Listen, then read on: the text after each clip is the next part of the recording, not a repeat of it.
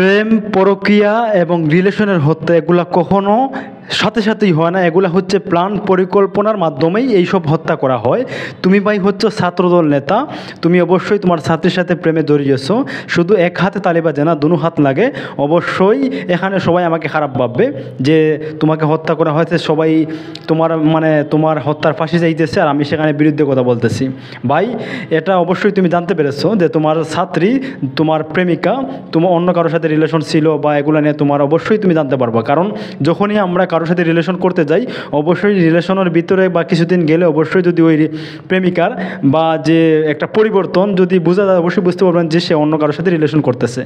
তো তুমি যেহেতু বুঝতে পারছো বা তোমাকে বলা হয়েছে, তাহলে তুমি সরে যাও না কেন? কী দরকার? দেশে কি মেয়েদের অভাব আছে? তুমি সেখানে ঝগড়ার মধ্যে লিপ্ত হও কেন? অবশ্যই এখানে হাতাহাতি হয়েছে, ঝগড়া হয়েছে, তারপরে এক পর্যায়ে সে হয়তো সে তোমাকে খুন করে ফেলছে। তো যাই হোক, এগুলো শুধু একতরফা কখনো হয় না। ছাত্রদল নেতা, অবশ্যই আপনার নামের সাথে একটা জিনিস লেখানো আছে, সেটা হচ্ছে নেতা। তো যাই হোক, অবশ্যই যেহেতু তোমাকে হত্যা করা হয়েছে সেটা একটা বড় অন্যায়, অবশ্যই তার ফাঁসি দিতে হবে একজনের। যে যারা হত্যা করেছে অবশ্যই তাদের একটা কঠিন সাজা আদালত দিবে। তো কিন্তু এক হাতে কখনো তালি বাজে না যে এই যে প্রেমের সম্পর্ক বা এগুলোর হত্যা যে শুধু আমাদের যে নেতা ভাই ওনার কোনো দোষ নেই, অবশ্যই দোষ আছে।